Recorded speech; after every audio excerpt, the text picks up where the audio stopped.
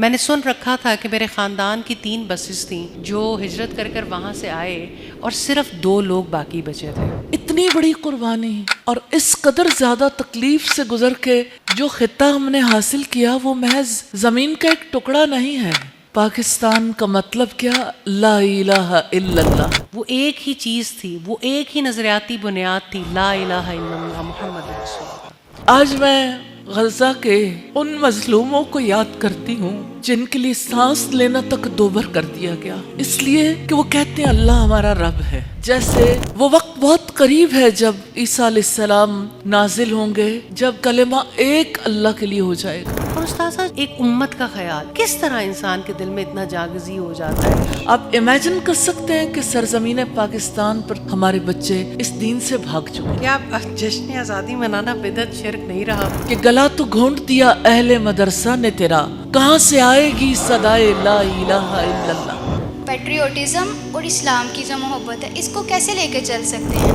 یہ بات ٹرو ہے کہ نیشنلزم کے نام پہ جب مسلمان 52 ٹکڑوں میں بٹ جائیں اور ان کی ایک آئیڈینٹی نہ ہو تو نیچرلی یہ سوال پیدا ہوتا ہے، اگر تم تورات کا نظام قائم کرو گے تو اللہ تعالیٰ تم پر آسمان سے بھی برکت کے دروازے کھول دے گا اور زمین بھی تمہارے نیچے سے خزانے اگلے گی. گنواتی ہم نے جو اسلاف سے میراث پائی تھی، سریا سے زمین پر آسمان ہم کو دے مارا. جو ملک میں اتحاد کی بجائے آج گروہوں میں تقسیم ہونے پر زور دیتے ہیں. تو جو تفرقہ ہے نا اور جو اختلاف ہے یہ اسلام کی تعلیمات کے ہی اگینسٹ ہے کہ آپ اپنی ریاست سے بغاوت کریں، آپ اس کے لیے اپنوں کا خون بہائیں. تو یہ صرف وطن دشمنی نہیں ہے، اسلام دشمنی ہے. برین ڈرین ہو رہا ہے ہمارے ملک میں اور ان کے لیے کوئی ہوپ ایسی ہو سکتی ہے؟ آپ نے ایمان ڈرین کر دیا تو آپ کا برین کسی اور جگہ چلا گیا. ہر قوم اپنی لیگیسی ٹرانسفر کرتی ہے نا. ہم کون سا ورثہ ہے جو اپنی نسلوں کو دے کے جا رہا ہے؟ قرآني في قلبي دوما يغمرني من فيض ضياء آيات المولى تدفعني نحو العليا والكون الواسع في صدري. الحمدللہ رب العالمین. اللہ تعالیٰ اس دن پر بھی ہمیں ایک دفعہ پھر اللہ تعالیٰ نے اکٹھے ہونے کا موقع دیا.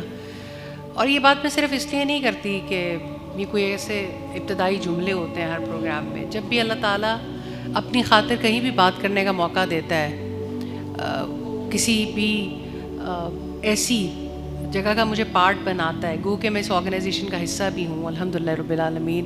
اللہ تعالیٰ کے راستے پہ گامزن بھی ہیں. اللہ تعالیٰ اپنے راستے میں نکلنے کی، اپنی خاطر بات کرنے کی توفیق بھی دیتا ہے. لیکن ایوری ٹائم میں اللہ تعالیٰ کا شکر ادا کرتی ہوں. یہ میری اوقات نہیں تھی، یہ میرا کوئی علم نہیں تھا کہ جس کی بنیاد پہ اللہ تعالیٰ کسی بھی خیر کے کام میں مجھے حصہ ڈالنے کی توفیق دے دے. اور آج بہت ہی اہم دن ہے. یقیناً یہ آزادی کا دن ہے، وہ دن جس دن ہمارے بزرگوں نے بے انتہا قربانیاں دینے کے بعد اس ملک کو حاصل کیا. 2-3-4 سال پہلے مجھے اتفاق ہوا، استاذہ اور ایک ہمارا ٹرپ تھا بچوں کا، اسکول کے بچے گئے ہوئے تھے. تو کبھی آپ کو کم موقع مل رہا ہوتا ہے. تو آرمی میوزیم میں اور جس طرح سے وہاں پر پورٹرے کیا گیا ہے جو آزادی کا ایک سفر تھا اور جس مشکلات سے یہ وطن حاصل ہوا اور جو قربانیاں ہمارے بزرگوں نے دی. ہماری نانی ہمیں یاد ہے استاذہ کہ وہ ہمیں 1947 کے جب واقعات سنایا کرتی تھیں. ہم بہت چھوٹے تھے اور کیونکہ وہ اس پین سے گزرے تھے. میں نے سن رکھا تھا کہ میرے خاندان کی 3 بسز تھیں جو ہجرت کر کر وہاں سے آئے اور صرف 2 لوگ باقی بچے تھے اور باقی سب اللہ کے راستے میں شہید ہو گئے. اور کس طرح سے کاٹا گیا، مارا گیا، لوگوں نے کیا قربانیاں دیں، شاید ہم اپنی اگلی نسلوں کو وہ سٹوریز بھی نہیں سنا رہے. تو میری نانی جب میں بہت چھوٹی تھی اور میرے ذہن میں یہ بات ڈالتی تھیں، اور جب میں آرمی میوزیم میں گئی تو کبھی آپ ضرور اس کو جا کے ایکسپیرینس کیجیے گا کہ وہ جو منظر آپ کے سامنے ہے، وہ کس حال میں ہمارے لوگ اس ملک تک آئے تھے. اور وہ ایک ہی نعرہ تھا، وہ ایک ہی چیز تھی، وہ ایک ہی نظریاتی بنیاد تھی، لا الہ الا اللہ محمد رسول اللہ. تو ہم نے یہ جو ملک اللہ کے نام پہ حاصل کیا، ہم جو آج آزادی منا رہے ہیں، ہم ایک آزاد ماحول میں سانس لیتے ہیں الحمدللہ. 1000 خامیاں صحیح، 1000 غلطیاں صحیح، بٹ بہرحال ہم اپنے ملک میں رہتے ہیں. تو استاذہ وہ چیز، وہ پین، وہ تکلیف ہر وقت اس کا تذکرہ کرنے کی پھر ضرورت ہوتی ہے. وہ اللہ کے نام پہ حاصل کیا گیا ملک، اور پھر الحمدللہ ایسے بہت سے مواقع آئے. آپ لوگوں نے ہم سے زیادہ دیکھا، کچھ ہم نے دیکھا. ابھی یہ جو بنیان مرصوص تھا، میں سمجھتی ہوں کہ اگر اللہ تعالیٰ ہماری نسلوں کو یہ دن نہ دکھاتے تو شاید ایک دفعہ پھر وطن کی محبت اور وطن کیا ہوتا ہے اور آزادی کیا ہوتی ہے شاید ہماری اور اس سے اگلی جنریشن کو نہ جانتے. وہ جنہوں نے 65 کی وار دیکھی، وہ جنہوں نے 71 کی وار دیکھی، وہ جنہوں نے اس ملک کے لیے مشکلات کاٹیں، جنہوں نے اپنے پیارے کھوئے، اب تو وہ تکلیف کا اظہار کرنے والے لوگ بھی دن بدن کم ہوتے جا رہے ہیں. پر میرا جو پہلا سوال ہے، اور الحمدللہ بہت سے سوال آپ کے دلوں میں بھی ہوں گے، کبھی کبھی دیندار ایسا لگتا ہے کہ وطن سے شاید کم محبت کرتے ہیں، شاید وطنیت کی بات کرنا بھی جرم بنا دیا جاتا ہے. تو لیکن اساتذہ جو ملک اللہ کے نام پر حاصل ہوا، اور ہم لیو ود اللہ سیریز کو لے کر چل رہے ہیں، اللہ تعالیٰ سے محبت کرنا سیکھنا چاہتے ہیں، اللہ تعالیٰ کے لیے جینا چاہتے ہیں، اللہ تعالیٰ کو اپنی زندگی میں لانا چاہتے ہیں، اللہ والی زندگی گزارنا چاہتے ہیں. وطن کے نام، اللہ کے نام پہ حاصل ہونے والے وطن میں رہنے کے تقاضے کیا ہیں، اور آپ آزادی کو اور 14 اگست کو کس پرسپیکٹیو سے دیکھتے ہیں؟ جزاک اللہ خیر فائزہ. پہلی بات تو میں یہ کرنا چاہتی ہوں کہ اللہ سبحانہ تعالیٰ نے جو نعمت ہمیں دی ہے، اس نعمت کے پیچھے جو پین ہے، اس کے پیچھے جو سٹرگل ہے، اس کے لیے جو ایفرٹ کی گئی، اس کو پیش نظر رکھے بغیر نعمت کی قدر بھی نہیں ہو سکتی. ایک ماں کو جو قدر اپنے اس بچے کی ہوتی ہے جس کو وہ 9 مہینے پیٹ میں رکھتی ہے، پھر اس کی پیدائش کے لیے زندگی اور موت کے درمیان میں ہوتی ہے، موت سے زیادہ قریب ہوتی ہے.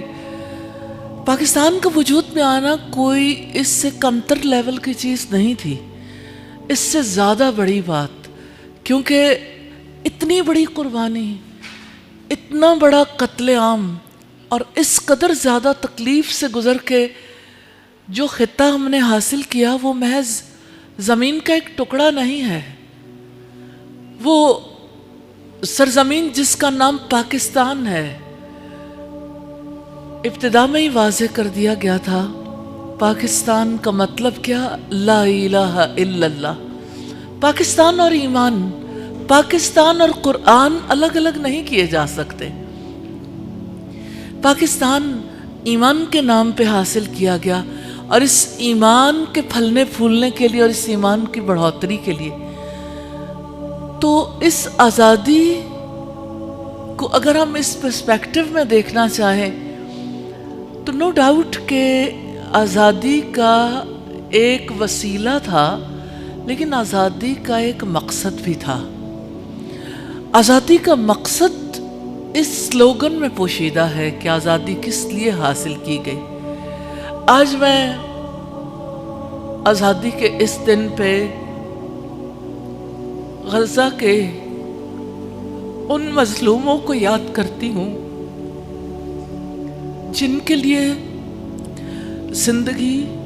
زندگی کی ضروریات، جن کے لیے سانس لینا تک دوبھر کر دیا گیا، اس لیے کہ وہ کہتے ہیں اللہ ہمارا رب ہے.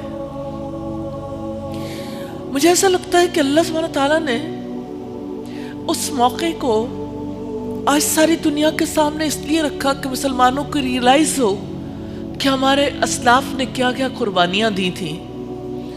صرف 47 میں نہیں، اس سے پہلے ہماری تو تاریخی قربانیوں کی تاریخ ہے، کیونکہ ہر مسلمان جانتا ہے کہ قربانی سے ہی اللہ سبحانہ تعالیٰ کا قرب ملتا ہے. اور اس قرب کے لیے جو قربانیاں محمد رسول اللہ صلی اللہ علیہ وسلم کے دور میں دی گئیں، صحابہ کے دور میں، اور پھر پوری تاریخ میں، صرف عرب میں نہیں پورے جہان میں، یہ قربانیوں کی داستان ہے. جب کوئی اس تکلیف دہ فیز سے گزرتا ہے تو لگتا ہے کہ بس یعنی شاید اس گپ اندھیرے میں سویرا نہیں ہوگا، لیکن اللہ سبحانہ تعالیٰ مشکلات سے گزرنے والوں کے ایمان کی وجہ سے انہیں یہ یقین دیتا ہے کہ سویرا ضرور ہوگا، روشنی ضرور پھوٹے گی. اگرچہ آج بھی उम्मत मुस्लिमा के लिए चैलेंजेस हैं और हम एक ऐसे दौर से गुजर रहे हैं कि जहां हम तकलीफ़ भी महसूस करते हैं और हम मदद के लिए वो रास्ते भी नहीं पाते जो हम अपने मजलूम मुसलमान बहन भाइयों के लिए कर सकते हैं। वो सब कुछ करने की पोजीशन में भी नहीं है। हाँ, अपने रब से फरियाद कर सकते हैं, दुआएं कर सकते हैं। तो इस मौके पर जैसे पाकिस्तान के लिए दुआ करेंगे, ऐसे ही गज़ा के मुसलमानों के लिए भी ज़रूर दुआ करेंगे इंशाअल्लाह। और उस खत्ते के लिए दुआ करेंगे जैसे पाकिस्तान है, ऐसे अर्ज़ मुक़द्दस बैतुल मक़दस की सरज़मीन है। अल्लाह सुब्हानहू व तआला इन मुश्किलात से निकलने का रास्ता बना दे और अल्लाह ताला उन मज़लूम मुसलमानों के लिए ऐसे लोग उठाए और ऐसे हालात पैदा करे अपनी जनाब से, अपनी शान के मुताबिक, कि अल्लाह ताला हमारे तीसरे हरम को भी आज़ाद करवा दे। यकीनन ये फितनों का दौर है और वो वक्त बहुत करीब है जब ईसा अलैहिस्सलाम नाजिल होंगे, जब अल्लाह सुब्हानहू व तआला के फजलो करम से कलेमा एक अल्लाह के लिए हो जाएगा और सजदा एक अल्लाह के लिए हो जाएगा इंशाअल्लाह ताला। लेकिन आज हमें ज़रूरत है इस बात की कि हम आज़ादी के मफ़हूम को समझें। आप सब जानते हैं कि आज़ादी का मतलब ये नहीं होता जो चाहो जब चाहो जैसे चाहो कर गुजरो।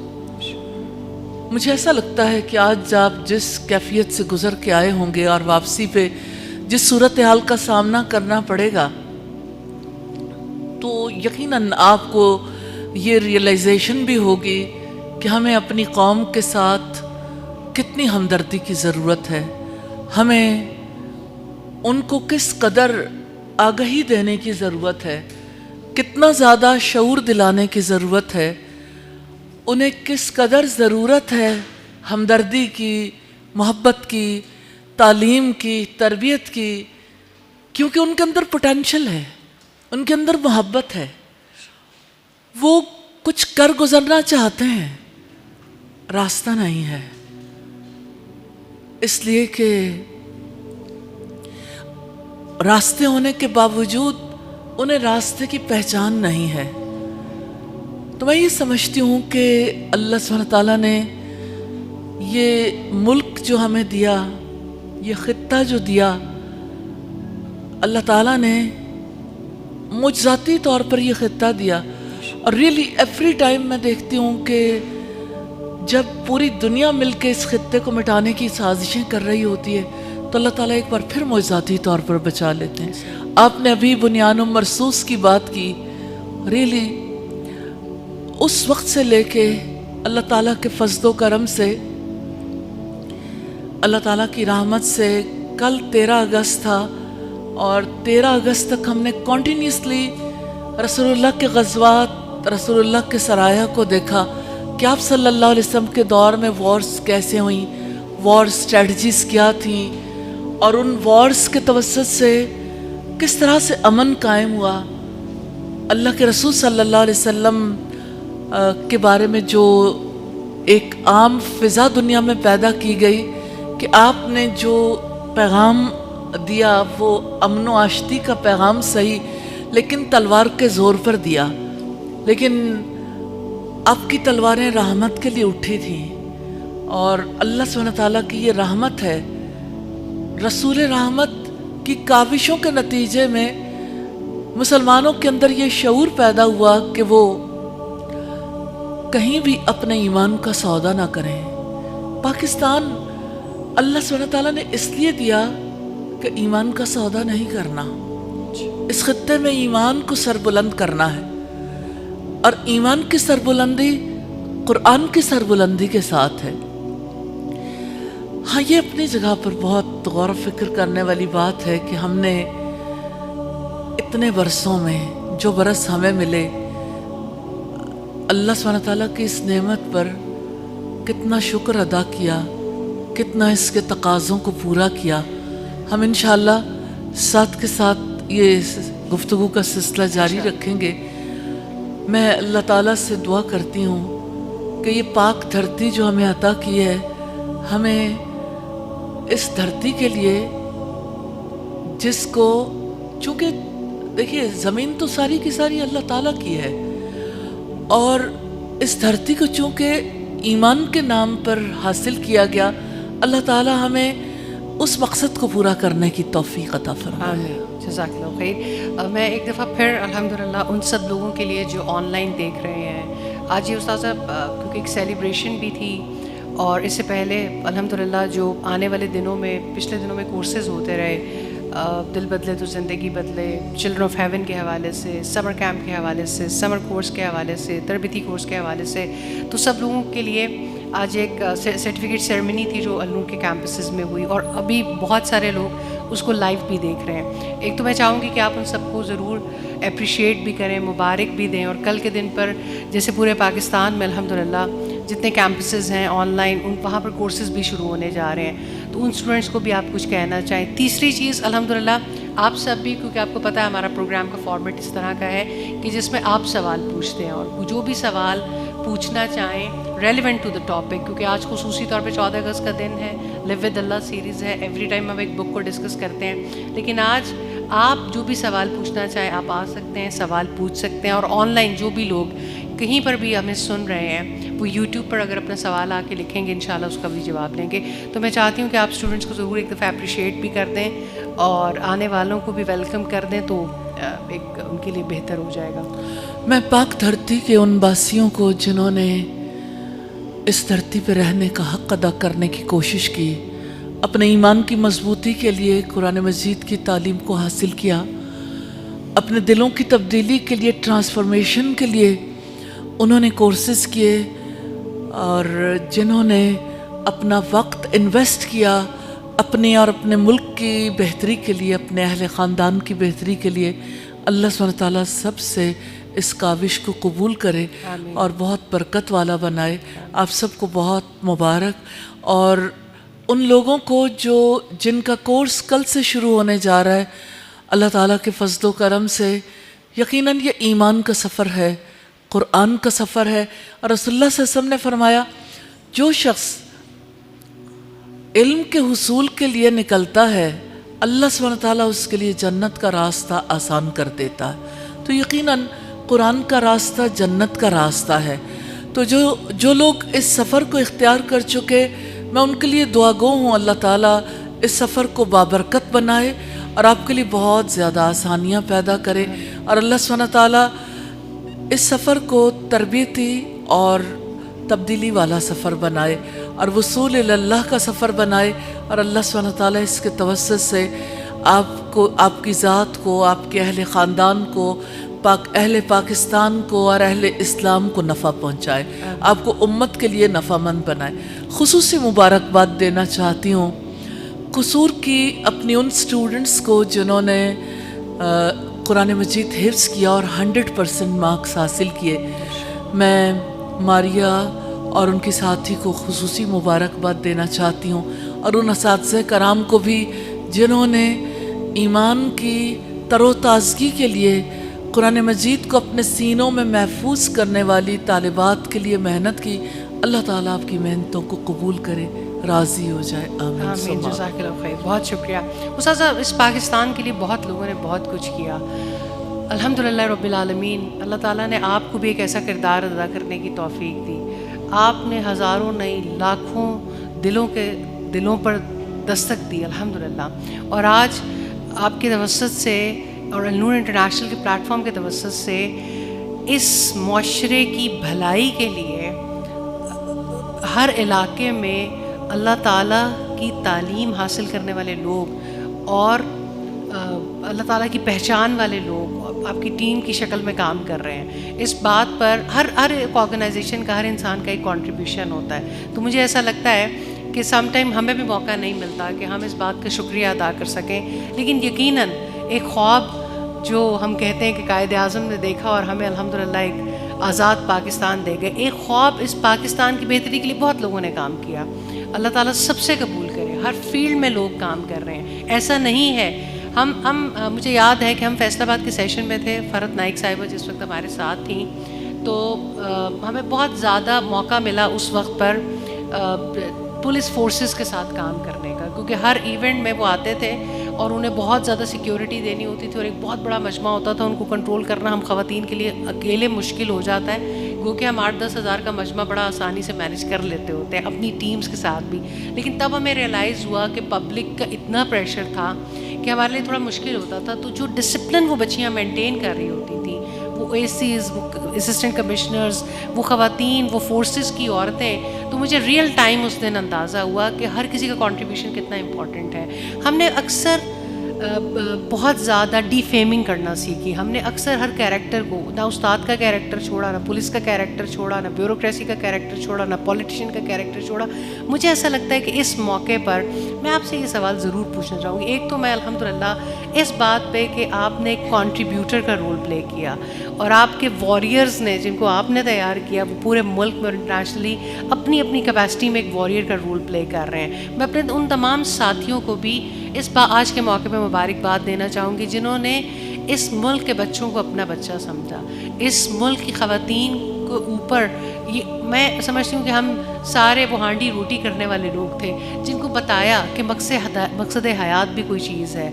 آپ اللہ تعالیٰ سے جب آپ کا تعلق جڑ جاتا ہے آپ کچھ کرتے ہیں اور آپ پھر مشعل راہ بنتے ہیں بہت سارے اور لوگوں کے لیے. یہ نوجوان بچے جو ہمیں تصویریں کھینچتے صرف نظر آتے ہیں, جو ڈیوٹیز دیتے نظر آ رہے ہوتے ہیں, جو لوگوں کو بلاتے نظر آ رہے ہوتے ہیں, تو یہ بھی وہ لوگ ہیں جو اس ملک کی ترقی میں, اس ملک کی بھلائی میں, اس کو ایک پیسفل معاشرہ بنانے میں اپنا اپنا کردار ادا کرنے کی کوشش کر رہے ہیں. No doubt. تو میں الحمدللہ النور انٹرنیشنل کے پلیٹ فارم سے جتنے لوگوں کی کنٹریبیوشن ہے اس معاشرے کی بھلائی کے لیے اور جس پلیٹ فارم سے جو بھی کام کر رہے ہیں ان کو بھی مبارکباد دینا چاہتی ہوں آج کے دن پر. اور استاذہ جو یہ جو خیال ہے کہ لوگوں کو نفع مند بنا دے, ایک امت کا خیال, ایک قوم کا خیال, کس طرح انسان کے دل میں اتنا جاگزی ہو جاتا ہے؟ کیا پین ہے جو آپ نے محسوس کی اور اپنے ملک اسپیشلی تو آپ نے اس ملک کی خواتین کے لیے کام کیا اور پھر الحمدللہ عمومی طور پہ بہت لوگوں نے اس سے فائدہ اٹھایا؟ فائزہ ایسا ہے کہ جیسے یہ سیریز ہے ہم سیکھ رہے ہیں لیو ود اللہ سبحانہ و تعالیٰ, کہ ہم اللہ تعالیٰ کے ساتھ کیسے جئیں. جو انسان اپنے اللہ کو پہچان لیتا ہے, اپنے کریٹر کو, پیدا کرنے والے کو, اس سے محبت رکھتا ہے, تو اس سے محبت کرنے کی بنا پر اس کی پسند کو بھی اون کر لیتا ہے. مجھے ایک حدیث بہت زیادہ متاثر کرتی ہے. نبی صلی اللہ علیہ وسلم نے فرمایا کہ اللہ تعالیٰ کو اپنے بندوں میں سے سب سے زیادہ محبوب وہ ہیں جو لوگوں کے لیے نفع مند ہیں, یعنی جو دوسروں کے لیے زیادہ بھلائی اور خیرخواہی سوچتے ہیں. مجھے ایسا لگتا ہے کہ بینیفیشل ہونا اللہ تعالیٰ کو بہت پسند ہے نا, تو اس کام کو جاری رکھ کے جو سیٹسفیکشن ملتی ہے وہ سیٹسفیکشن شاید کسی اور چیز میں نہیں ملتی. مخلوق, رسول اللہ نے فرمایا, اللہ کا کنبہ ہے, اور اللہ کے کنبے کا دھیان رکھنا, اللہ سبحانہ تعالیٰ کے بندوں کو اس سے جوڑنا, انہیں اللہ تعالیٰ کی محبت سکھانا, انہیں اللہ تعالیٰ سے بھاگنے یعنی اللہ سے بھاگنے والوں کو اللہ تعالیٰ کی طرف لوٹا کے لانا. ابھی کل ایک ماں کی میں نے تڑپ دیکھی جو اپنی بچی کی وجہ سے بہت زیادہ پریشان تھی, کیونکہ جو ہمارے ٹیلنٹڈ بچے ہوتے ہیں ان بچوں پر لوگ اپنی اپنی جگہ پہ بہت کام کر رہے ہوتے ہیں. ایون پیرنٹس کو نہیں پتہ ہوتا کہ ہمارے بچوں کو کون اغوا کر کے لے جا رہا ہے, کیونکہ وہ رہتے تو انہیں کے بیچ میں لیکن ذہنی اغوا ہو جاتا ہے. تو پیرنٹس نے یعنی اپنے بچوں پہ بہت توجہ دی, اور بچے جو ہیں وہ انہوں نے, ٹیلنٹڈ بچی تھی, ڈیبیٹنگ سوسائٹی میں تھی, پھر ان کا ایک کانٹیکٹ ہو گیا کسی سے کہ جنہوں نے اسے کنونس کیا, اور اب اس وقت وہ ایسی سٹیج پہ تھی جہاں وہ کرسچینٹی قبول کر چکی. تو ماں یہ چاہتی تھی کہ میں, یعنی وہ اس قدر تڑپ ان کے اندر, وہ یہ چاہتی تھی کہ کسی بھی طرح سے میں اس اپنی ڈی ٹریک ہونے والی بچی کو اللہ تعالیٰ کی طرف لوٹا لوں. آپ امیجن کر سکتے ہیں کہ سرزمین پاکستان پر کتنے بڑے پیمانے پہ ہمارے بچے ہمارے ایمان سے, قرآن سے, اس دین سے بھاگ چکے, وہ اپنے اللہ کو بھول چکے, اپنے رسول کو بھول چکے. تو عجیب بات یہ تھی کہ جب میری اس بچی سے ملاقات ہوئی تو بچی کو میں نے دیکھا کہ اس نے حجاب کیا ہوا ہے. تو میں نے انہیں کہا کہ بیٹا آپ نے تو حجاب کیا ہوا ہے. تو حجاب تو ظاہر ہے کہ اللہ سبحانہ تعالیٰ نے رسول اللہ صلی اللہ علیہ وسلم کے توسط سے جو حکم ہم تک پہنچایا اس کی وجہ سے ہم حجاب کرتے ہیں. تو اس کا مطلب یہ ہے کہ آپ کا تو اللہ تعالیٰ سے ایک تعلق ہے, آپ اللہ تعالیٰ کو مانتی ہیں. اس نے کہا جی. اب یہ ماسٹرز کی بچی ہے, ماسٹرز کر رہی ہیں یا بیچلرز کر رہی ہیں. تو اتفاقاً ان سے جب دوسرا سوال کیا گیا کیا رسول اللہ پر آپ ایمان رکھتے ہیں, اس نے کہا میں رسول اللہ کو آخری رسول نہیں مانتی. We have to think کہ ہم سرزمین پاکستان کے باسی ہیں, یہاں کے رہنے والے ہیں, جس کے نام پر یہ ملک حاصل کیا. آج ہماری جنریشنز, ہماری نسلیں اپنے ہی رب سے بھاگنے لگ گئی ہیں. کیا اس وقت ہمیں سر جوڑ کے سوچنا نہیں چاہیے, اپنے بچوں کو بچانا نہیں چاہیے, اپنے بچوں کو وہ ایمان جس کی انہیں اس دنیا میں بھی ضرورت ہے, آنے والے وقت میں بھی ضرورت ہے, کیا اس ایمان کے لیے ہمیں ایفرٹ نہیں کرنی چاہیے؟ تو مجھے ایسا فیل ہوتا ہے کہ کسی کے بینیفٹ کے لیے کیے جانے والے جتنے کام ہیں, آپ کسی کی بھوک مٹا کے بھی کسی کو بینیفٹ دیتے ہو, آپ کسی کو کپڑا پہنا کے, کسی کو دوا دے کے, کسی کا دکھ بانٹ کے, آپ کسی یتیم کے ہاتھ پہ سر پہ ہاتھ رکھ کے کسی کو بینیفٹ پہنچا سکتے ہیں, آپ کسی کی مدد کر سکتے ہیں, سوسائٹی کی بیٹرمنٹ کے لیے بہت سارے کام کر سکتے ہیں. لیکن یہ جو ذہنی عذاب ہے نا, کنفیوژن, اور یہ جو ڈسٹریکشن ہے, گمراہی, میں سمجھتی ہوں اس سے بڑا بینیفٹ آپ کسی کو نہیں پہنچا سکتے کہ آپ اسے سیدھا راستہ دکھا دیں, اپنے اللہ کا راستہ دکھا دیں. آج اس دھرتی پہ رہنے والوں کو ضرور رک کے سوچنا ہوگا, ضرور اس کے لیے غور و فکر کرنا ہوگا کہ ہم اپنے بچوں کو اپنے اللہ کے ساتھ کیسے جوڑیں, ہم اپنی نسلوں کو اپنے رسول کے ساتھ کیسے جوڑیں, ہم انہیں دنیا اور آخرت کی کامیابی کے لیے کیسے تیار کریں. ہم جن اسکولز میں بہت حوصلے ہمت کے ساتھ بھیجتے ہیں کہ اس کی وجہ سے ان کی دنیا بھی بن جائے گی اور اس کی وجہ سے وہ بہت کچھ کرنے کے قابل ہو جائیں گے. مجھے آج بھی جب یہ بات یاد آتی ہے میرا دل خون کی آنسو ہوتا ہے کہ گلا تو گھونٹ دیا اہل مدرسہ نے تیرا, کہاں سے آئے گی صدائے لا الہ الا اللہ. آج کتنی صادق آتی ہے یہ بات. میری کل رات سیٹنگ تھی ٹین ایجر بوائز کے ساتھ.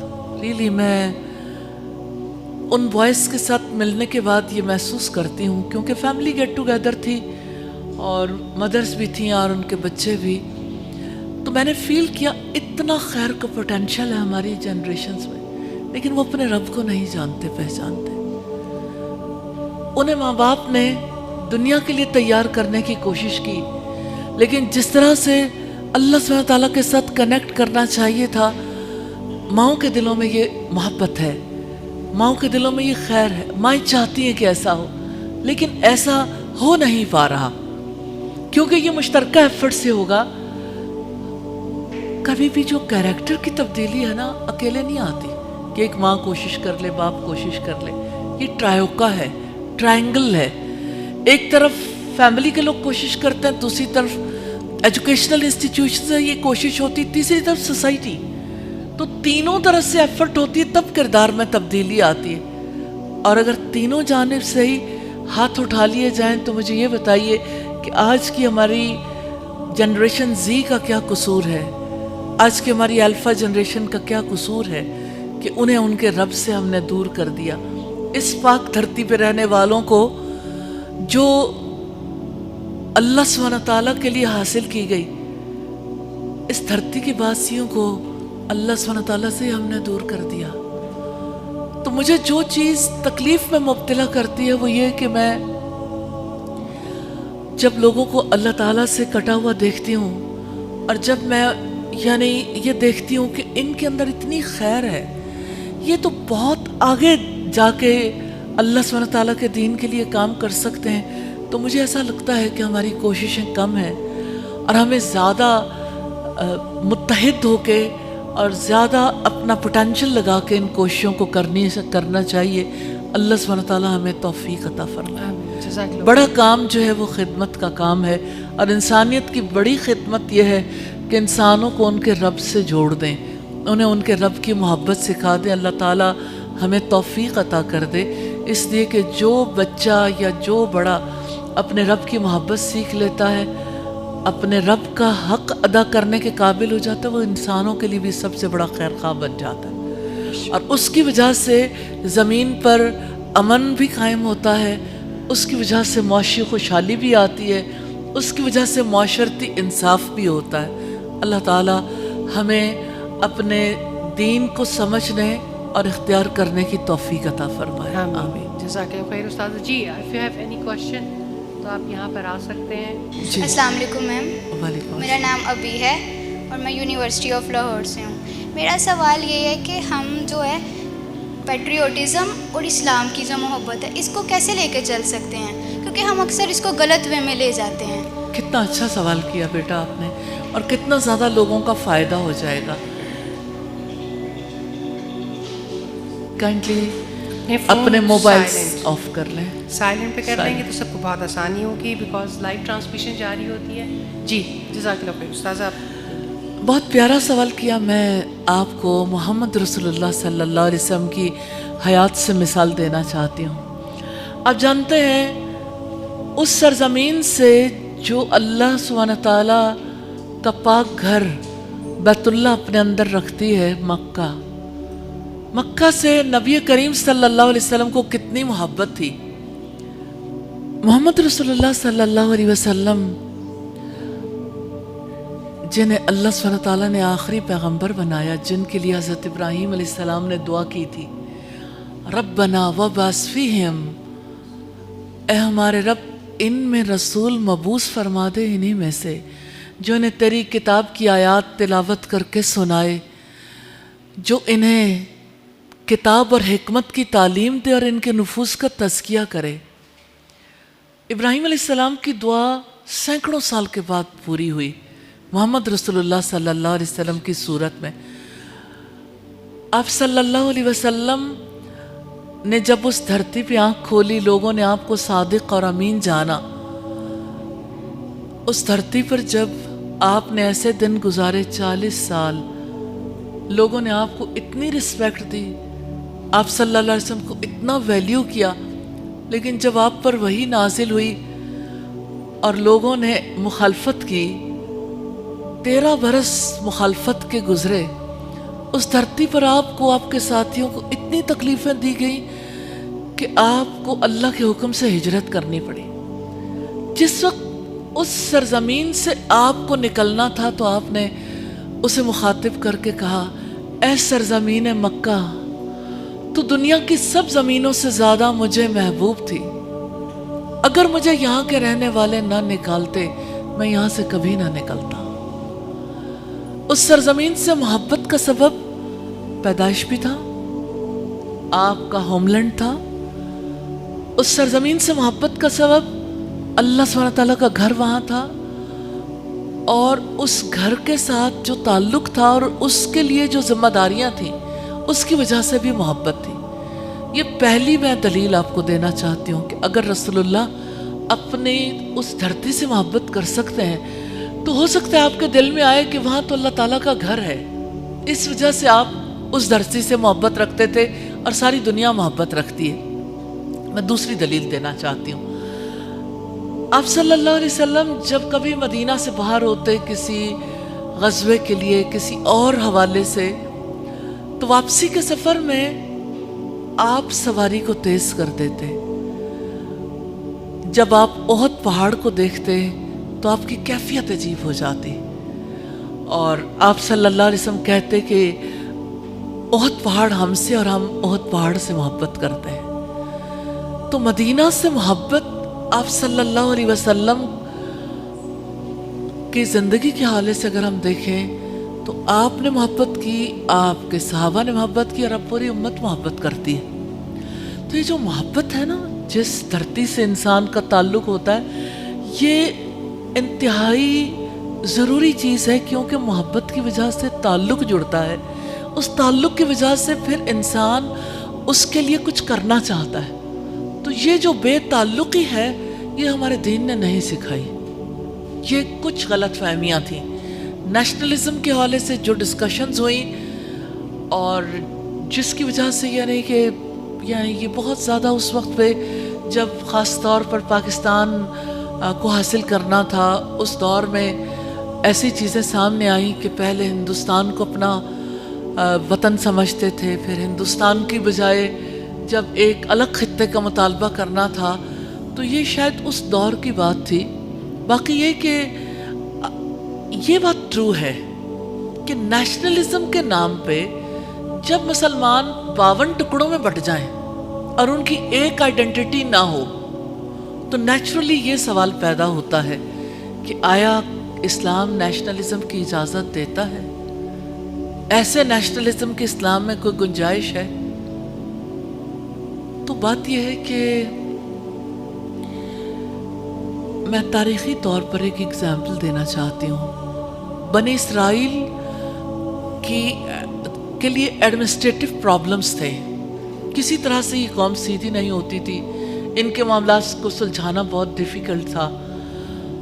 تو اللہ سبحانہ تعالیٰ نے اتنا نیچرل وے میں اس کو یعنی اس کے لیے انتظام کیا کہ سب کے لیے آسانی ہو گئی۔ کین یو امیجن کہ بنی اسرائیل کی لیڈرشپ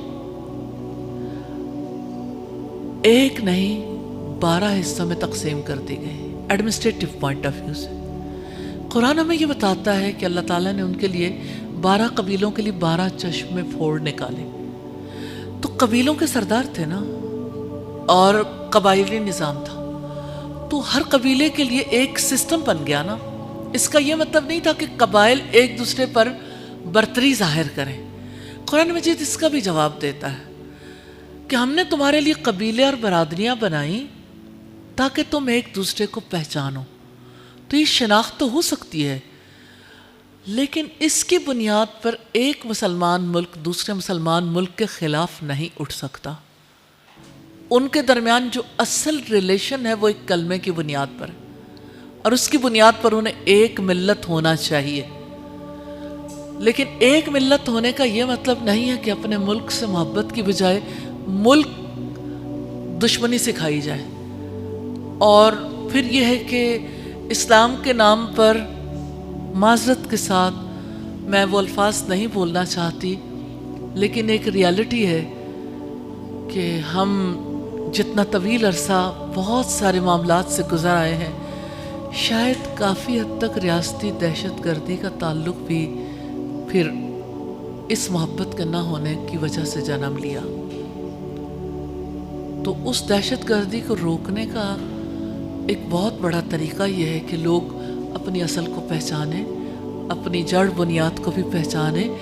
جیسے پاکستان، جیسے ایمان، دونوں چیزیں، جیسے ایمان ضروری ہے ایسے ہی پاکستان بھی ضروری ہے۔ آپ اگر ایمان کی بات کریں گے تو پاکستان سے ہٹ کے کیسے کریں گے؟ کیونکہ پاکستان آپ کی آئیڈینٹی ہے نا، تو آپ اس سے نہیں نکل سکتے۔ آپ دنیا میں کہیں بھی جائیں، دنیا تو آپ کو ایز اے مسلم دیکھے بھی، لیکن آپ کو پاکستانی کے طور پر ضرور دیکھے گی۔ تو آپ کو بحیثیت پاکستانی کے ضرور یہ دیکھنا ہے کہ ہم اپنی اس آزادی کے تقاضے کو کیسے پورا کریں۔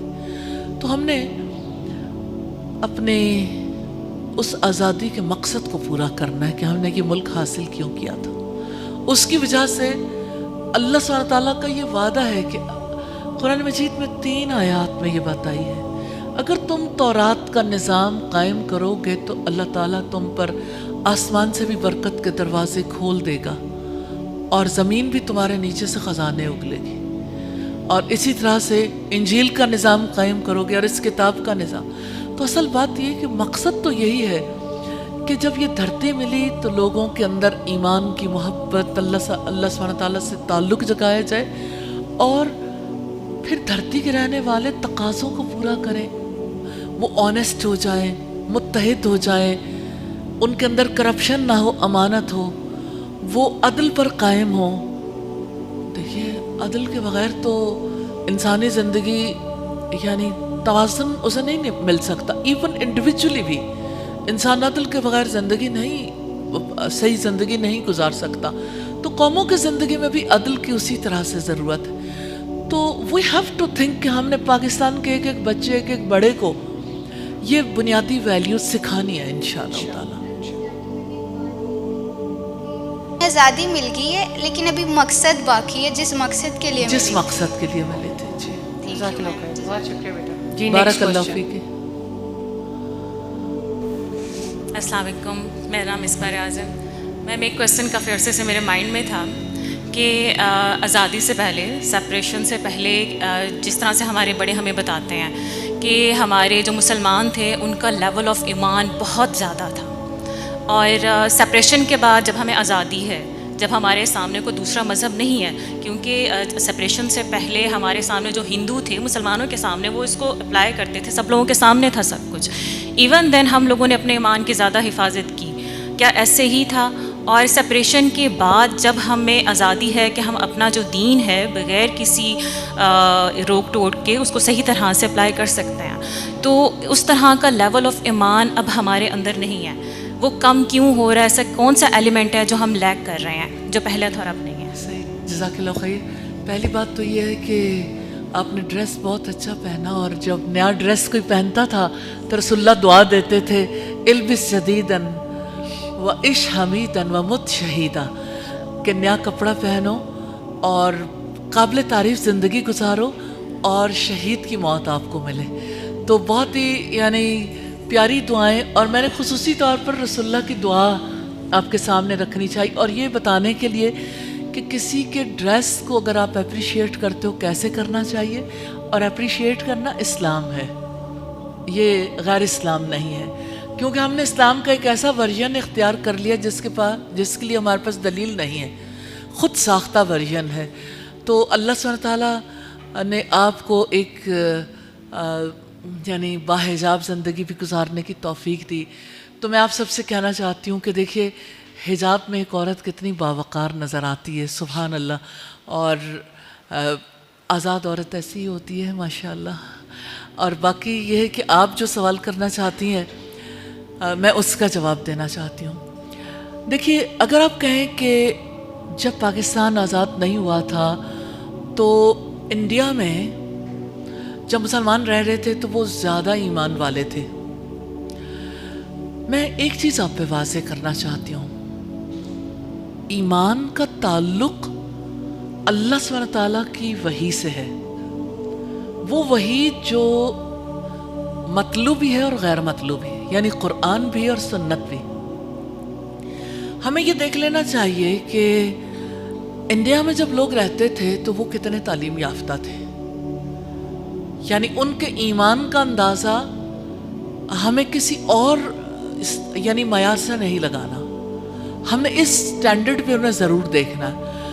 تو ہم ایسا نہیں دیکھتے کہ ہمارے جو اسلاف تھے جنہوں نے قربانیاں دی تھی انہوں نے بہت زیادہ اللہ کی کتاب کو پڑھ رکھا تھا یا محمد رسول اللہ صلی اللہ علیہ وسلم کی تعلیمات کو پڑھا تھا، تو ایسا نہیں تھا. ہاں ایک بات تھی کہ جب آپ کسی نان بیلیور کنٹری میں رہتے ہو اس کی وجہ سے آئیڈینٹی کرائسس ہو جاتا ہے، آپ کو اپنی شناخت کی فکر پڑ جاتی ہے. تو آپ کم از کم اپنی بنیادوں کو ضرور پکڑ لیتے ہو کہ ہم اپنی شناخت نہ کھوئیں، ہمیں کچھ نہ کچھ اپنے بارے میں پتہ ہو. ہاں وہ ایک کام کرتے تھے، سٹوریز ضرور سناتے تھے لوگوں کو، یعنی اپنی تاریخ سے ناواقف نہیں رکھتے تھے. تو اس کی وجہ سے لوگوں کے دلوں کے اندر بیسک اسلامک ویلیوز تھیں. بیسک اسلامک ویلیوز کو سکھانے کی انہوں نے کسی حد تک کوشش کی تھی. مجھے ایسا لگتا ہے کہ اصل میں تو انہیں جب ان کے گھروں سے نکالا گیا، جب وہ ایک ایسے یعنی اچانک ایک ایسی فضا میں آ گئے جہاں پہ یعنی ایک دم انہیں دشمنی کا بھی سامنا کرنا پڑا اور ایک صورتحال ایسی پیدا ہوئی، تو ان کی ایمان کی کیفیت کسی حد تک بدلی تھی. لیکن ایسا نہیں ہوا کہ اچانک وہی لوگ جو بہت ایمان والے تھے اس دھرتی میں آ کے رہے تو ان کا ایمان کہیں چلا گیا. مجھے ایسا فیل ہوتا ہے کہ کم از کم ان کے دل میں یہ تمنا ضرور تھی کہ ایک ایسا خطہ ملے جہاں ہم اپنے اسلام کو اچھے طریقے سے پریکٹس کر سکیں. آج یوتھ سوال کرتی ہے اور یہ چاہتی ہے اور اپنے اس بات کا اظہار کرتی ہے کہ ہم اسلام کو پریکٹس کرنا چاہتے ہیں، لیکن جن انسٹیٹیوشنز میں ہمیں بھیجا جاتا ہے، ہمارے پیرنٹس بھیجتے ہیں، ہم اسلام کو پریکٹس نہیں کر سکتے پاکستان کے اندر رہتے ہوئے۔ ہمارے انسٹیٹیوشنز ایسے ہیں جہاں اسلام کو پریکٹس کرنا ہمارے بچوں کو، ہماری جنریشنز کو مشکل لگتا ہے۔ تو یہ بات اپنی جگہ پر ہے کہ انڈیا میں رہتے ہوئے بھی ایمان کی ضروریات ابھی پوری نہیں ہو رہی تھی جتنی ہونی چاہیے تھی، لیکن کسی حد تک انہوں نے بیسک چیزیں کچھ سیکھ سکھا رکھی تھی۔ اچھا، جب پاکستان میں آئے ہیں تو اگر آپ اوورآل دیکھیں، چونکہ میں نے اس فیلڈ کو اسٹڈی کیا، ریسرچز کی، تو مجھے پتہ چلا انٹرنیشنل اسلامک یونیورسٹی کے دعوت ڈپارٹمنٹ کی طرف سے ایک ریسرچ ہوئی آج سے کو 20 سال پہلے، یا شاید اس سے بھی پہلے کی بات۔ وہ ریسرچ اس بارے میں تھی کہ پاکستان میں کتنے لوگ ہیں جو صرف ناظرہ قرآن پڑھنا جانتے ہیں۔ کیا آپ امیجن کر سکتے ہیں؟ 11.1%، 11.1% اس دور میں تھا۔ آج تو اس کی تعداد بہت کم ہو گئی ہوگی۔ ناظرہ قرآن کا مطلب یہ ہے کہ کسی کو ایک بات کا بھی پتہ نہ چلے کہ اللہ نے یہ کتاب کیوں بھیجی ہے، صرف اسے پڑھنا آتا ہو، سکل، یعنی سکل سیکھنے والے بھی 11.1%، 89.9% لوگ ایسے تھے جو نہیں جانتے تھے۔ اور آج صورتحال اس سے کہیں زیادہ خطرناک ہے۔ اور ایک سروے اور ہوا تھا جس میں یہ دیکھا گیا تھا کہ پاکستان کی مساجد کے ائمہ جو ہیں وہ کتنے % ایسے ہیں جو یعنی نماز کا ترجمہ جانتے ہیں۔ تو انہوں نے صرف سورہ الفاتحہ پہ ریسرچ کی، تو پاکستان کی مساجد کے ائمہ میں سے 80%، یہ نہ میری ریسرچ ہے نہ اس کا میری ذات سے کوئی تعلق ہے۔ ریسرچز جب ہوتی ہیں تو نیچرلی یعنی اس کے بارے میں اگر کسی کو کوئی پرابلم بھی ہو تو اس کو اسی لحاظ سے کنسلٹ کرنا چاہیے، دیکھنا چاہیے۔ اصل بات تو یہ ہے کہ ہم یہ دیکھیں کہ ہمارے اندر یہ کمزوری ہے تو ہم بحیثیت قوم کے اپنی کمزوری کو دور کریں۔ تو 80% لوگ ایسے تھے جنہوں نے سورہ الفاتحہ کا ترجمہ سنانے میں کامیاب نہیں ہو سکے تھے۔ یہ ہمارے ریلیجس لیڈرز۔ تو یعنی اوورآل اگر کرائسس دیکھیں تو ایمان کا کرائسس دراصل علم کا کرائسس ہے، نالج نہیں ہے، اپنے دین کو، اپنے رب کو نہیں پہچانتے، اپنے رسول کو نہیں جانتے۔ اور یہ صرف پاکستان کی بات نہیں ہے، اب دنیا بھر میں دیکھیے change all over the world آ رہی ہے، گلوبلی آ رہی ہے۔ ایک معروف عرب اسکالر ہیں جنہوں نے ایک کتاب لکھی اور کتاب کا اردو ترجمہ بھی شائع ہوا۔ ان کی تحریریں جب چھپتی ہیں تو پہلا ایڈیشن 1 ملین آتا ہے، اتنی زیادہ پاپولر ہیں ان کی تحریریں۔ اور انہوں نے یہ کہا کہ میں سعودیہ میں بچوں کے اسکول میں گیا اور میں نے ان سے پوچھا کہ ازواج مطہرات کے ناموں کے بارے میں، تو انہوں نے کندھے اچکائے کہ پتہ نہیں کس کا نام لے رہے ہو، کون ہے، کہ ازواج مطہرات کے نام نہیں جانتے تھے۔ کہتے میں رسول اللہ صلی اللہ علیہ وسلم کے بارے میں اور باتیں پوچھی تو انہوں نے یعنی لا علمی کا اظہار کیا، تو کہتے میرے دل کو بڑی تکلیف ہوئی۔ کہتے تھوڑی دیر کے بعد میں نے موضوع چینج کیا تو میں نے فٹ بالرز کے نام لینے شروع کیے۔ انہوں نے فٹ بالرز کی ساری تاریخ، ان کے کتنی انہوں نے یعنی سیریز کھیلی ہیں اور کس کس جگہ پہ ان کی کیا سکور رہا اور کیا سلسلہ تھا، کہتے انہوں نے مجھے ساری ڈیٹیلز بتائی۔ اس قدر وہ خوش تھے کہ ان کے یعنی ان کے دل کی مرضی کے مطابق سوال کیا گیا تھا۔ تو اس پر انہوں نے لکھا، آپ اسے پڑھنا چاہیں تو آپ اسے پیام سیرت نامی کتاب ہے جس سے آپ پڑھ سکتے ہیں۔ انہوں نے کہا کہ اللہ سبحانہ تعالیٰ نے اپنی کتاب میں فرمایا ام لم یعرفوا رسولہم، کیا وہ اپنے رسول کو نہیں جانتے یا وہ ان کا انکار کرنے والے۔ آج ہم ایسی پرابلم سے گزر رہے ہیں کہ ہم اگر کسی اور کی بات نہیں، میں صرف آپ سے پوچھنا چاہتی ہوں، آپ میں سے مائیں بھی ہیں، بیٹیاں بھی ہیں، آپ اپنی ماں کی کاوش کو، میں ماں کی کاوش، پاکستان کی ماں کی کاوش کو آپ کے سامنے رکھنا چاہتی ہوں۔ وہ ماں جس نے اپنے بچے کو ہر رات رسول اللہ کی کوئی حدیث، کوئی واقعہ سنایا ہو، کوئی ماں ایسی ہو تو ضرور اٹھے۔ जी सुभान अल्लाह, माशाअल्लाह। ओवरऑल अगर आप देखें तो ये माओं की रूटीन नहीं है कि एवरी नाइट आप हदीस रसूल सुना रहे हो। हदीस से जो ताल्लुक है, मैं एक और सवाल करना चाहती हूँ। आप लोगों में से कितने लोग हैं जिन्होंने रसूलुल्लाह सल्लल्लाहु अलैहि वसल्लम की हदीस से मोहब्बत करते हैं, अपने रसूल की मोहब्बत में, उनके कहे गए अल्फाज की अकीदत और मोहब्बत में आपकी हदीस के ज़ख़ीरे ख़रीद कर अपने घर रखे हो? अगर आप ओवरऑल देखना चाहें तो तादाद कितनी कम है कि रसूलुल्लाह के अल्फाज इस कौम के लिए किस कदर कीमती होने चाहिए थे ना, कि वो किताबें जिनके बारे में इकबाल कहते हैं कि वो इल्म के मोती किताबें अपने आबा की, उन्हें देखें जो यूरोप में तो दिल होता है सी पारा, तुझे आबा से अपने कोई निस्बत हो नहीं सकती, कि तू गुफ्तार वो किरदार, तू साबित वो सैयारा। गंवाती हमने जो असलाफ से मीरास पाई थी, सुरैया से जमी पर आसमां ने हमको दे मारा। तो असल में हमारा प्रॉब्लम तो ये है कि हम अपने बच्चों के बारे में मुखलिस हैं।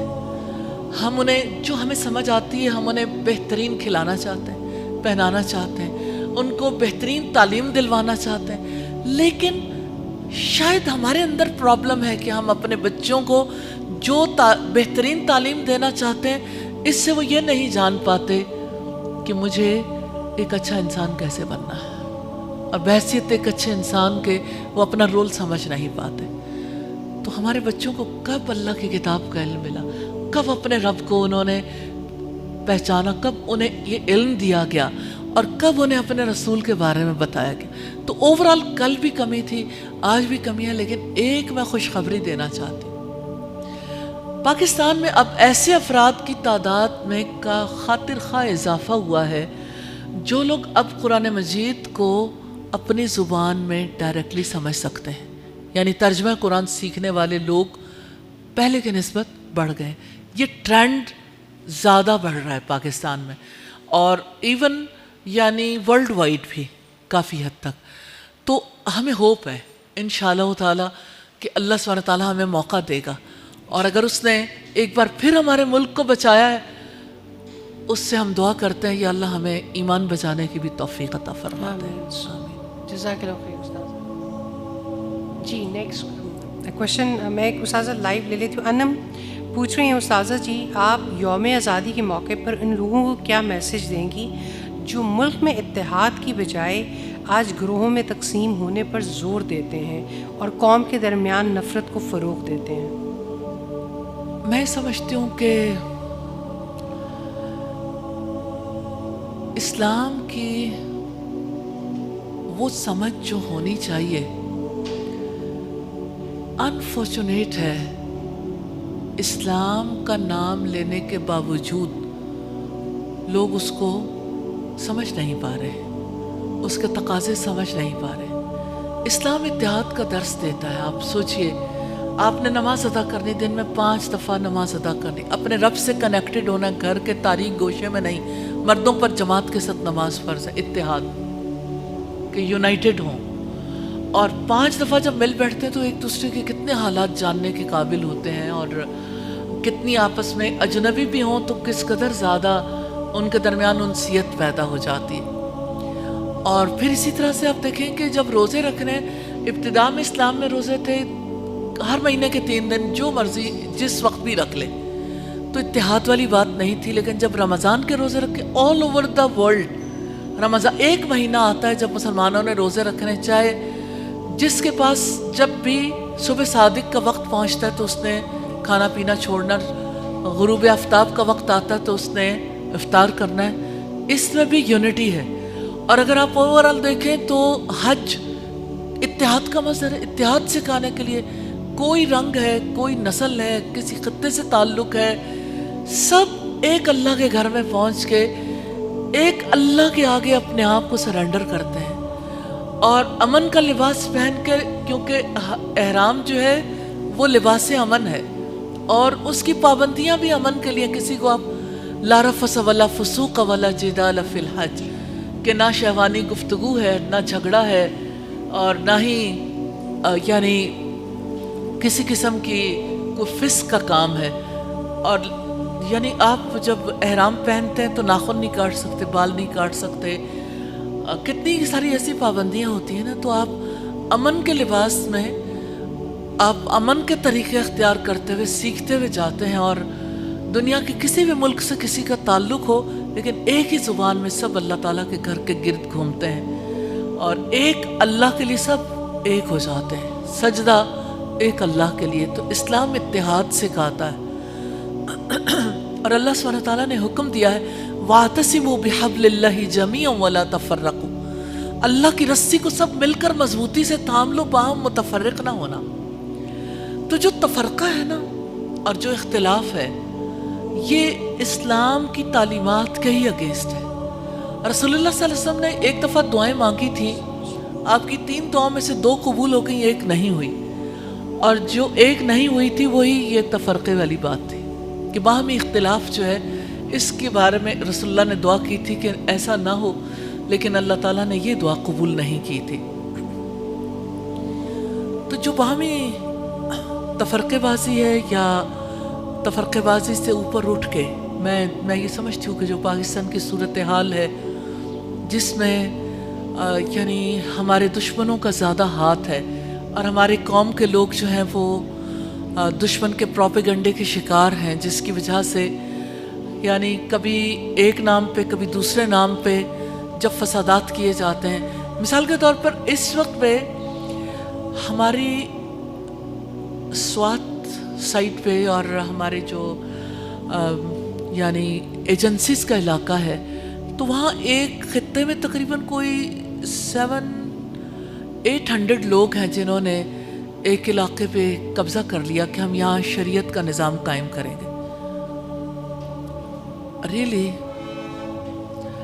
شریعت کا نظام قائم کرنا تو ہر ایک مسلمان کی جو باشعور ہے اس کی یہ دلی تمنا ہے, لیکن ایکچولی اللہ سبحانہ تعالیٰ نے اس طرح نظام قائم کرنے کا حکم تھوڑی دیا ہے کہ آپ اپنی ریاست سے بغاوت کریں, آپ اس کے لیے اپنوں کا خون بہائیں, آپ اس کے لیے یعنی اپنے اقتدار کے لیے اپنے اختیار کے لیے آپ اس نوعیت کے طریقے اختیار کریں. تو یہ صرف وطن دشمنی نہیں ہے, اسلام دشمنی ہے, اسلام سے ناواقفیت کی علامت ہے. تو سرحد پار سے لوگ آئیں اور وہ یہاں کے لوگوں کو ساتھ میں لا کے اگر اس طرح سے یعنی ملکی سالمیت کے خلاف خطرہ بن جائیں تو اسلام کے احکامات موجود ہیں کہ رد فساد کے لیے آپ جو ایکشن لیں گے اس میں جتنے لوگ مارے جائیں گے یا جو بھی ہوگا یہ ان کے اپنے اعمال کا نتیجہ ہے جو انہیں بھگتنا چاہیے. اور اس کے لیے ریاستی اداروں کو ضرور بھرپور طور پر اپنی سروسز دینی چاہیے, اور آلریڈی وہ کر رہے ہیں الحمدللہ, اللہ تعالیٰ برکتیں دے. آمین. ایک بڑا امپورٹنٹ کوشچن ہے, میں آپ کے سوال سے پہلے پوچھنا چاہتی ہوں کہ یوتھ کی طرف سے سوال ہے کہ جو یوتھ جو ہے وہ ملک چھوڑ کر باہر کی طرف مطلب جو برین ڈرین ہو رہا ہے ہمارے ملک میں, اور یوتھ بہت ڈس اپوائنٹڈ ہے اور اپنے ملک کو چھوڑ کر جا رہی ہے. پوچھنے والے نے یہ پوچھا کہ کیا کوئی ایسا کم بیک کا راستہ ہو رہا ہے, رشتے بھی چھوڑ رہے ہیں, اپنے ملک کو بھی چھوڑتے ہیں, اور ان کے لیے کوئی ہوپ ایسی ہو سکتی ہے؟ آپ کی بات ٹرو ہے کہ یہاں سے برین ڈرین ہو رہا ہے, لیکن میں یہ کہتی ہوں کہ یہ تو مکافات عمل ہے نا.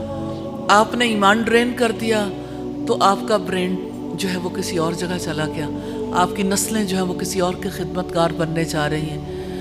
تو ہم نے اپنے یوتھ کو ایمان کا راستہ کب دکھایا تھا؟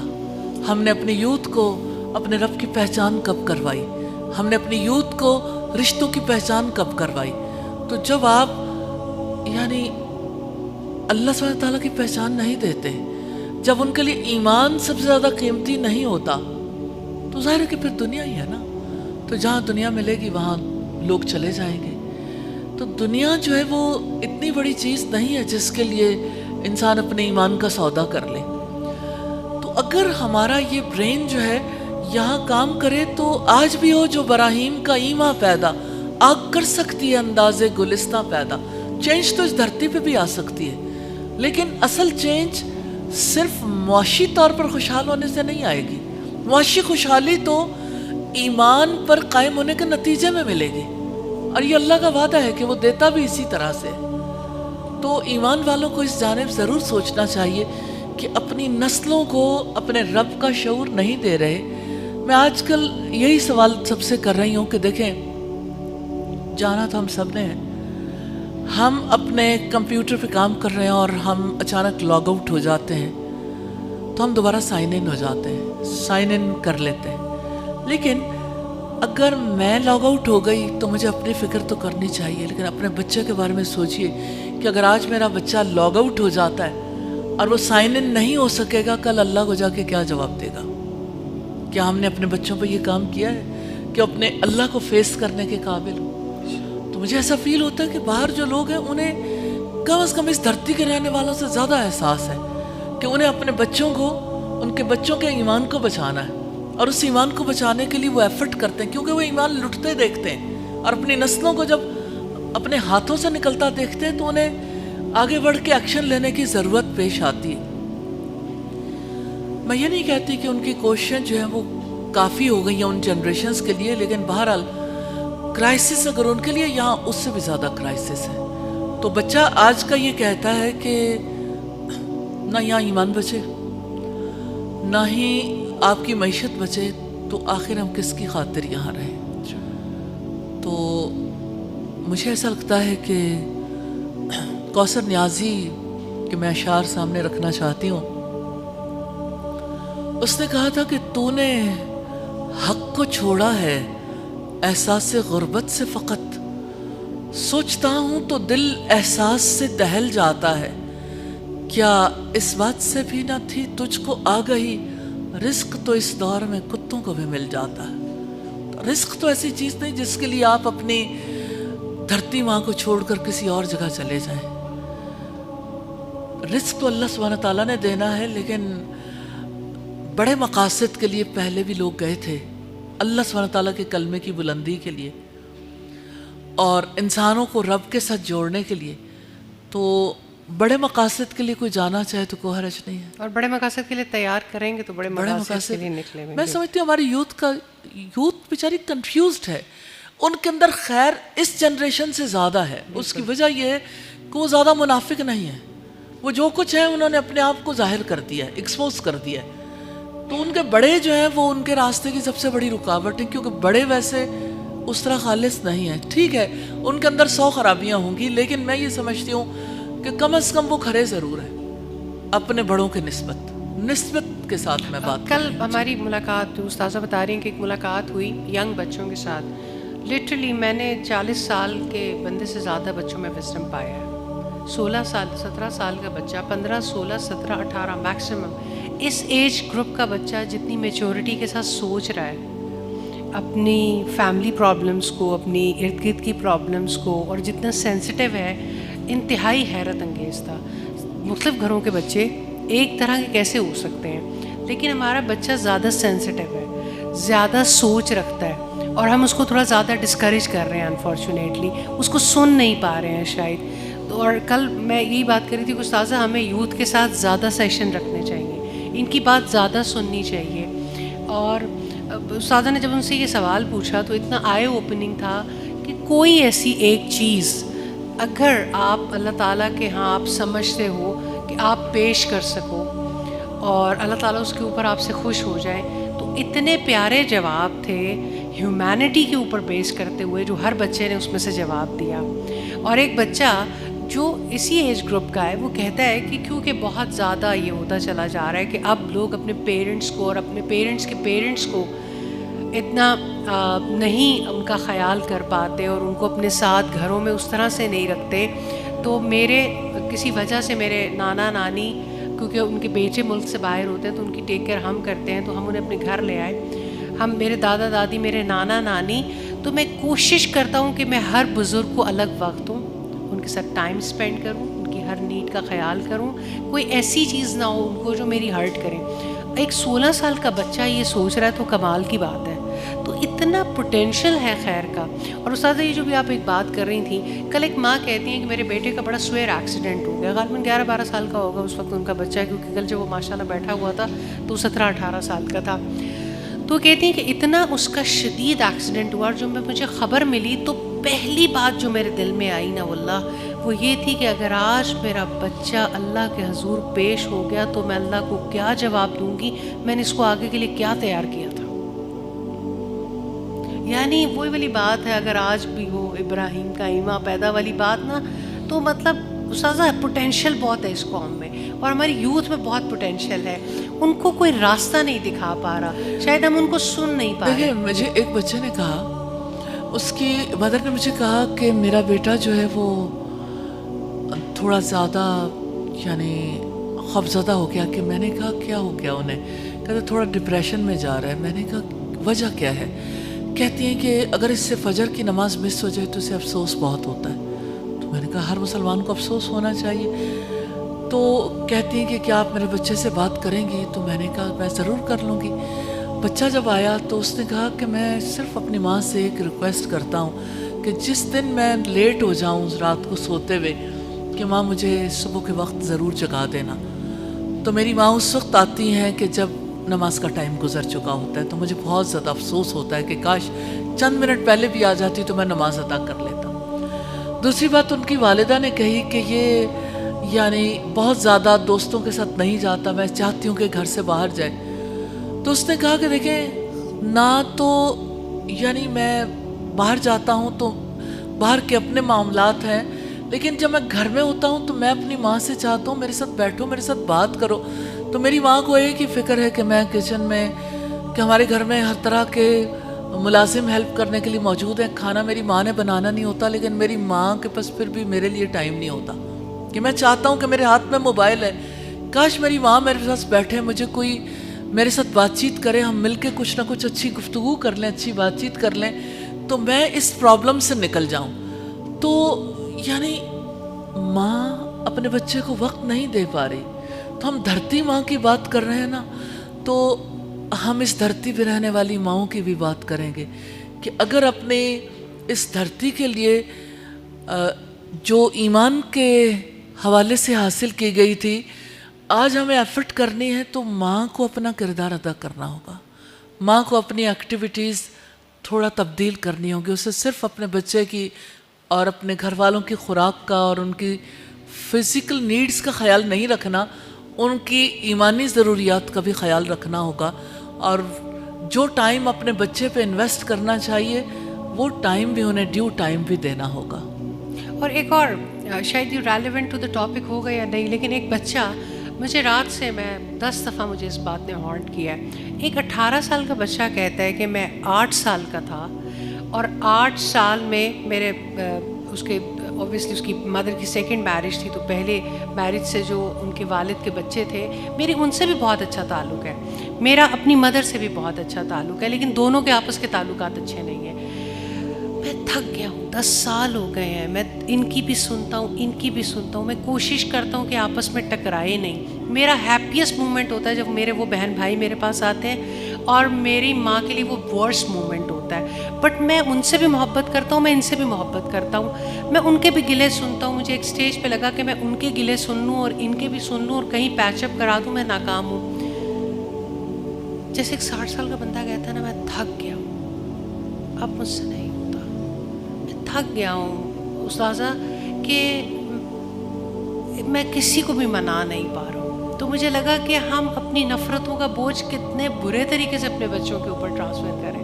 ہم سوچ ہی نہیں رہے کہ وہ 18 سال کا بچہ، وہ بچہ کہتا ہے میں 8 سال سے یہ سب کچھ برداشت کر رہا ہوں، میں یہ نفرتیں دیکھ رہا ہوں. مجھے پتہ ہے میں ایک لفظ اپنے منہ سے ایسا نہیں کہنا چاہتا کہ میں کسی کو ہرٹ کروں، کیونکہ مجھے دونوں طرف کی بہت باتیں پتہ ہے. میں ایک لفظ ایسا نہیں کہنا چاہتا کہ میرے کسی جیسچر کی وجہ سے ان کا یا ان کا دل دکھ جائے. تو میں یہ کہتی ہوں کہ جب آپ اپنی نفرتیں اپنی، وہ کسی کے ساتھ بھی ہو سکتی ہے، ساس سسر کے ساتھ ہو سکتی ہے، شوہر بیوی کے ساتھ ہو سکتی ہے، یعنی کتنا بوجھ ہے. یقین کریں میں اس بچے کا جب جیسچر دیکھتی تھی سادہ بار بار تو مجھے حیرت ہو رہی تھی کہ ایک بچہ اتنی میچورٹی کے ساتھ اپنی بات بتا رہا ہے اور وہ کہتا ہے کہ میں اپنے کسی جملے سے ہرٹ نہیں کرنا چاہتا. ہم سب کو یہ ضرور سوچنا ہوگا کہ ہر قوم اپنی لیگیسی ٹرانسفر کرتی ہے نا. ہم کون سا ورثہ ہے جو اپنی نسلوں کو دے کے جا رہے ہیں؟ نفرتوں کا ورثہ، اختلافات کا. ہم کیا چیز ہے جو اپنی جنریشنز کو دے رہے ہیں؟ جس کے پاس ایمان ہوگا وہ ایمان ٹرانسفر کرے گا، اور جس کے اندر ایمان کی کمی ہوگی وہ کیا ٹرانسفر کرے گا؟ نفرتوں کے سوا پھر اور اس جہان میں ہے کیا؟ اور استاذہ ہماری ملک میں بھی ہمارے ساتھ یہی ہوا کہ ہم نے ایکسچینج کیا، یہ بھی خراب وہ بھی خراب، ایسے بھی خراب ویسے بھی خراب. بہرحال ہم سے انفارچونیٹلی ایسا ہو جاتا ہے. فائزہ میں ضرور مبارکباد دینا چاہتی ہوں. اس دفعہ ہماری ریلیجس منسٹری جو ہے وہ بہت کوشش کر رہی ہے کہ اس دفعہ سیرت کانفرنس 50ویں سیرت کانفرنس ہے جو سوشل میڈیا کے حوالے سے اور اس کے کردار کے حوالے سے وہ منعقد کر رہے ہیں کہ ہم اپنی جنریشنز کو سکھائیں کہ سوشل میڈیا کے توسط سے ہمیں کس طرح سے اچھا کردار ادا کرنا ہے اور کس طرح سے ہم نے خیر کی بات، بھلائی کی بات پہنچانی ہے اور شر کی بات کو روکنا ہے. تو میں مبارکباد دینا چاہتی ہوں ان سارے پاکستان کے ان تمام اداروں کو جو پاکستان کو بہتر بنانے کے لیے جہاں کہیں بھی ہیں ایفرٹس کر رہے ہیں. اللہ سبحانہ تعالیٰ سب کی کوششوں کو قبول فرمائے. آمین. جزاک اللہ خیر. جی پلیز. اللہ وبرکاتہ. سب سے پہلے تو آپ کے لیے دعائیں بہت کہ اللہ تعالیٰ آپ کو صحت دے، سلامتی دے، اور اپریسیشن کیا ہم نے کرنی ہے اللہ تعالیٰ کو اس کی اجر جو ہے نا اللہ تعالیٰ دے گا آپ کو. اور میرے پاس یہ جو آپ ابھی گفتگو فرما رہی تھی نا، اس میں میرے پاس کچھ پوائنٹس تھے جو ہم لوگوں نے خود پریکٹیکلی جو ہے نا ہم نے فیس کیے ہیں. وہ ایک یہ کہ جو کریکٹر بلڈنگ ہے نا، اس میں جو مدرز ہیں نا ان کا جو رول ہے نا وہ کچھ بہت نہیں اچھا. کہ جب مدرس کے ساتھ میٹنگ ہوتی ہے تو ہم ان کو بتاتے ہیں کہ بھائی، تو وہ کہیں گے کہ نہیں جی میں پروفیسر ہوں. اچھا ٹھیک ہو گیا. اور وہ پھر کہیں گے کہ نہیں ہمارا بچہ صحیح ہے، آپ ہی غلط ہیں، کیونکہ چونکہ ہمیں سب کچھ نظر آ رہا ہوتا ہے. ایک یہ پوائنٹ. دوسرا پوائنٹ یہ کہ قرآن فہمی نہیں ہے. آپ امیجن کریں کہ میں چونکہ قرآن پڑھاتی بھی، ناظرہ بھی، حفظ بھی اور ترجمہ تفسیر بھی، جتنی میری اپنی کاوش اور جتنی وہ ہے، اب اس میں کہاں پہ فال آتا ہے کہ لوگ کہتے ہیں ہم نے قرآن ناظرہ سیکھنا ہے، قرآن فہمی نہیں. اور ایک ہمارے معاشرے کا ایشو یہ چل رہا ہے کہ حدیث سے ڈنائی پھر سے جی وہ جو فتنہ انکار حدیث تھا نا، وہ ہمارے معاشرے میں پھر سے وہ ڈیولپ ہونا شروع ہو گیا ہے. یعنی کہ میری کئی لوگوں سے گفتگو ہوئی ہے تو وہ یہ کہتے ہیں کہ ہم قرآن کو تو مانیں گے اور حدیث چونکہ وہ اس وقت لکھی نہیں گئی وہ بعد میں، یعنی کہ جو بھی انہوں نے اپنی وہ سوچی ہوتی ہے، ان کی جو مائنڈ کی برین واشنگ جو ہوئی ہوتی ہے، آپ سمجھ پا رہی ہوں میں کیا کہنا چاہتی ہوں. یہ اس طرح کے جو ایشوز ہیں نا یہ ہمارے معاشرے میں اٹھ رہے ہیں. اب ایک چیز اور جو میں نے آبزرو کی، ہمارے اکثر جو قاریہ حضرات ہیں وہ کیا کرتی ہیں کہ قرآن پاک ارننگ کے لیے پڑھا رہی ہیں اور بغیر سیکھے بغیر سمجھے، ان کی خود اپنی بھی قرات نہیں ہے. اور ان سے بھی جب یہ کہا جاتا ہے نا کہ بھئی آپ باقاعدہ طور پہ کوئی کورس کر لیں، کوئی سیکھ لیں، تو بس ان کو یہ کہ ہم نے ارننگ کرنی ہے، قرآن فہمی کی طرف نہیں آنا. یہ ایک بہت بڑا المیہ ہے. اور اس سے اگلا جو المیہ وہ کیا ہے کہ جو پیرنٹس نا وہ کہیں گے کہ قاری صاحب موجود ہیں اور وہ ان کا ایمان اپنا ہے، ہمارے بچے کا ایمان اپنا ہے، وہ سب کچھ سمجھتے ہیں. تو میں سمجھتی ہوں کہ قرآن حضرات کو وہ دین کے عالم نہیں ہوتے ہیں.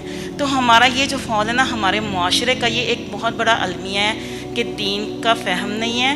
اور ہماری جو ماؤں نے جو کریکٹر ادا کرنا تھا نا، رول ادا، وہ بچوں کو بہت پیچھے لے کے جا رہا ہے، بجائے اس کے کہ وہ ان کے ساتھ وہی آپ کی بات کہ ان کو ٹائم دیں، ان کی بات توجہ سے سنیں. اور میجورٹی ایشوز تب ہوتے ہیں جب وہ بچیاں آ کے کہتی ہیں جی پیرنٹس ہمارے مدرس بھی نہیں اور فادرس بھی نہیں، سب اپنی اپنی لائف. تو یہ ایک بہت چیز جو نا دل دکھانے والی ہے.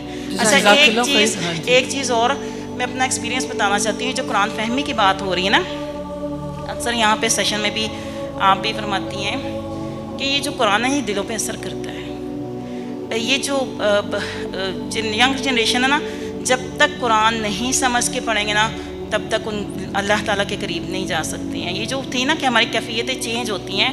سورۃ ابراہیم میں خود بھی حافظہ ہوں، لیکن منزل کرتے ہوئے وہ کیفیت نہیں ہوتی جو سنتے ہوئے ہوتی ہے. سورۃ ابراہیم پڑھیں، سورۃ حامیم سجدہ پڑھیں، اس میں خود ہی سوال ہے، خود ہی جواب، اتنا اچھا کنیکشن ہو. اور ایک ایک آیت کو چھوڑ کے ایک ایک ورڈ سے نا وہ غور و فکر کی وہ دعوت دیتا ہے. اور اس کو پڑھ کے پھر یہ ہوتا ہے کہ جیسے ابھی جیسے وہ تذکرہ ہوتا ہے جہنم کا, اور ایسا لگتا ہے جیسے دل ابھی دوبارہ واپس نہیں پھٹ جائے گا.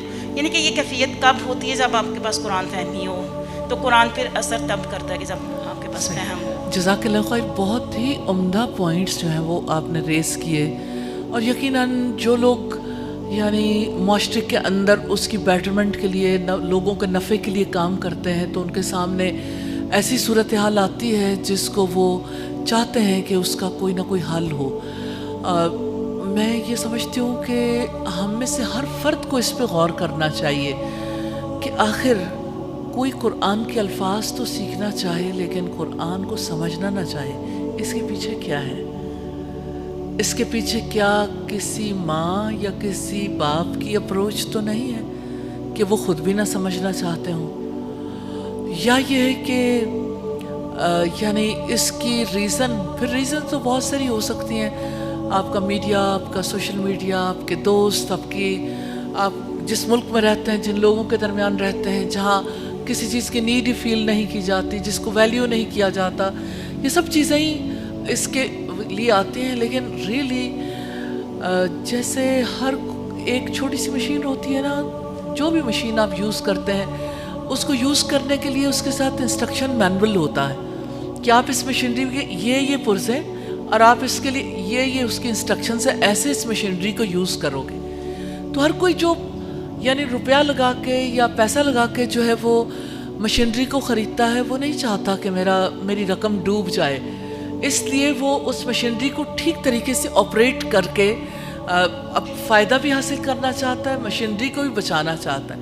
لیکن کتنی عجیب بات ہے, اللہ سبحانہ تعالیٰ نے یہ مشینری جو ہمیں دی ہے, مائنڈ, باڈی اینڈ سول, اس کے لیے ہم کسی قسم کے انسٹرکشنز پر جو اللہ تعالیٰ کی طرف سے, جس نے ہمیں کریٹ کیا, جس نے ہمیں بنایا ہے, اس کی انسٹرکشنز کو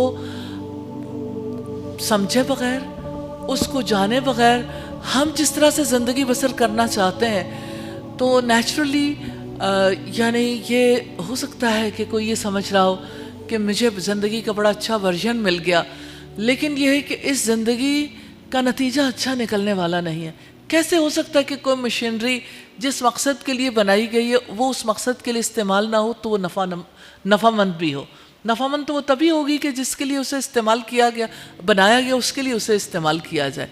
تو اللہ تعالیٰ نے جو مشینری ہمارے جسم کی بنائی, ہماری روح اور ہماری عقل ہمیں دی, اس کے استعمال کا بہترین طریقہ کار وہ ہے جو اللہ تعالیٰ نے بتا دیا, جو محمد رسول اللہ نے کر کے دکھا دیا.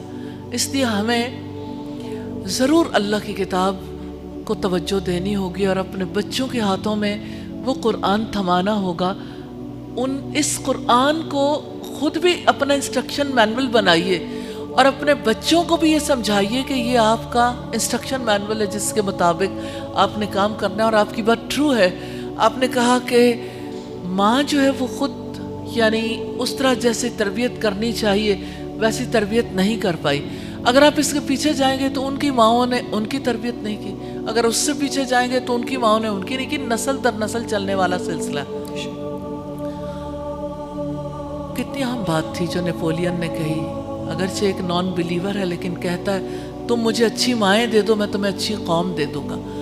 آج آزادی کے اس دن پہ ہم ضرور یہ یعنی اس بات پہ غور و فکر کر لیں, پاکستان کو اچھی ماں چاہیے, ایسی ماں چاہیے جو اپنے پاکستان کے مسلمانوں کو اور امت مسلمہ کے افراد کو صالح بنانے میں اپنا کردار ادا کر سکے. تو ماؤں کی تربیت ضروری ہے, پیرنٹنگ سیکھنی بہت ضروری ہے. مجھے